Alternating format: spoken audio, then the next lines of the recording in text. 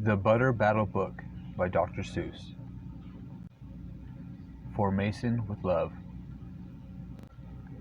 On the last day of summer, 10 hours before fall, my grandfather took me out to the wall. For a while he stood silent, then finally he said, with a very sad shake of his very old head, "As you know, on this side of the wall we are Ukes.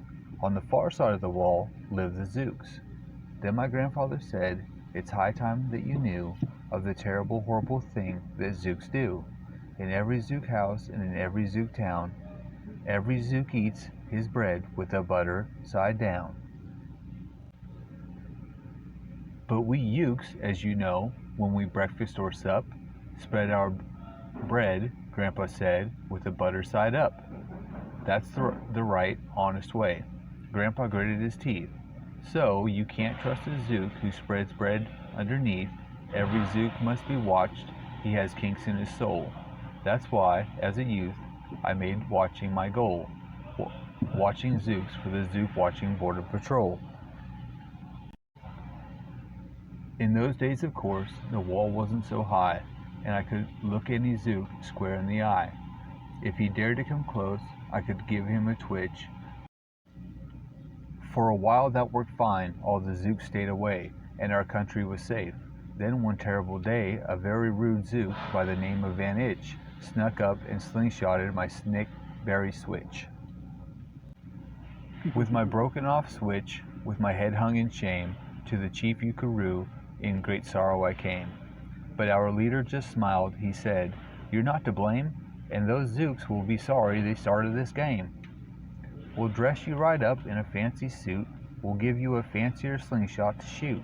And he ordered the boys in the back room to figure how to build some sort of triple sling jigger.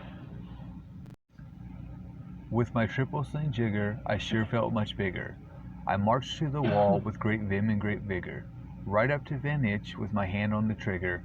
"I'll have no more nonsense," I said with a frown, "from Zooks who eat bread with the butter side down." Van Itch looked quite sickly. He ran off quite quickly. I'm unhappy to say he came back the next day in a spiffy new suit with a big new machine, and he snarled as he said, looking frightfully mean, "You may fling those hard rocks with your triple sling jigger, but I, also, now have my hand on the trigger. My wonderful weapon, the jigger rock snatch'em, will fling 'em right back just as quick as we catch 'em. We'll have no more nonsense, we'll take no more gup from you Ukes who eat bread with the butter side up." "I have failed, sir," I sobbed as I made my report to the chief Ukaroo in the headquarters fort. He just laughed. "You've done nothing at all of the sort. Our slingshots have failed. That was old-fashioned stuff. Slingshots, dear boy, are not modern enough. All we need is some newfangled kind of gun. My boys in the back room have already begun to think of a walloping whiz-zinger one. My bright boys are thinking they're on the right track. They'll think one up quick, and we'll send you right back." They thought up a great one, they certainly did. They thought up a gun called the Kickapoo Kid, which they loaded with powerful poo-a-doo powder, and ants' eggs and bees' legs, and deep-fried clam chowder.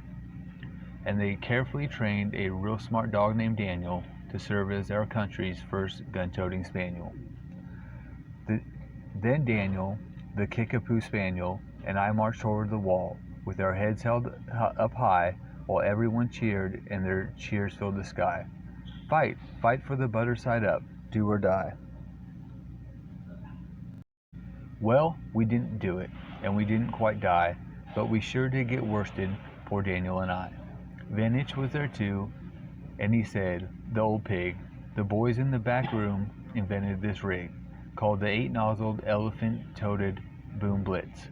It shoots high-explosive sour cherry stone pits, and I will put your dumb Kickapoo kid on the fritz." Poor Daniel and I were scared out of our wits. Once more, by Van Itch I was bested and beat. Once again I limped home from the wall in defeat. I dragged and I sagged, and my spirits were low, as I low as I thought they ever would go. When I heard a boom-ba and a diddle-dee-dill, and our butter-up band marched up over the hill. The chief Yukaroo had sent them to meet me, along with the right side up song girls to greet me. They sang, "Oh, be beautiful, believe in thy butter," and they lifted my spirits right up out of the gutter. "My boy," smiled the chief Yukaroo, "we've just voted and made you a general. You've been promoted. Your pretty new uniform's ready. Get in it. The big war's coming. You're going to begin it. And what's more, this time you are certain to win. My boys in the back room have really found how. Just wait till you see that they've puttered up now. In their great new machine, you'll fly over the wall and clobber those buttered down Zooks one and for all." Those boys in the back room sure knew how to putter. They made me a thing called the utterly sputter. And I jumped aboard with my heart all aflutter and steered toward the land of the upside down butter. This machine was so modern, so frightfully new, no one knew quite exactly just what it would do. But it had several faucets that sprinkled blue goo, which somehow would sprinkle the Zooks as I flew, and gum up that upside down butter they chew. I was racing pell-mell when I heard a voice yell, "If you sprinkle a Zooks, you'll get sprinkled as well." Vinitch had a sputter exactly like mine, and he yelled, "My blue gooer is working just fine. And I'm here to say that if Ukes can goo Zooks, you better forget it, 'cause Zooks can goo Ukes." I flew right back home, and as you may have guessed, I was downright despondent, disturbed, and depressed. And I saw, just as soon as I stepped back on land, so were all the girls of the butter-up band. The chief drum, Marjorie, Ms. Yuki and Sue, said, that was a pretty sour flight that you flew, and the chief Yukaroo has been looking for you." I raced to his office. The place was a sight. "Have no fears," said the chief, "everything is all right. My bright backroom boys have been brighter than bright. They've thought up a gadget that's newer than new. It is filled with mysterious moo-lack-a-moo, and can blow all those Zooks clear to Salad Magoo. They've invented the Bitsy Big Boy Bomberoo. You just run to the wall like a nice little man, drop the bomb on the Zooks just as fast as you can. I have ordered all Ukes to stay safe underground while the Bitsy Big Boy Boomeroo is around." As I raced for that wall with the bomb in my hand, I noticed that every last Uke in our land was obeying the chief Yukaroo's grim command. They were all bravely marching with banners aflutter down a hole for their country and right side up butter. That's when grandfather found me. He grabbed me, he said, "You should be down that hole, and you're up here instead. But perhaps this is all for the better somehow. You will see me make history right here and right now." Grandpa leapt up that wall with a lopiest leap, and he cleared his hoarse throat with a bopulous beat. He screamed, "Here's the end of the terrible town, full of Zooks who eat their bread with the butter side down." And at that very instant we heard a clup of feet on the wall, and old Van Itch clumped up. The boys in his back room had made him one too. In his fist was another big boy Boomeroo.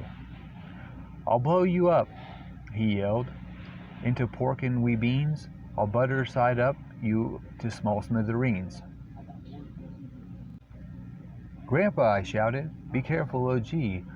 Who's going to drop it? Will you or will he?" "Be patient," said Grandpa. We'll see. The end. The moral of the story is what? I love you, Mason. Have a good night. Daddy.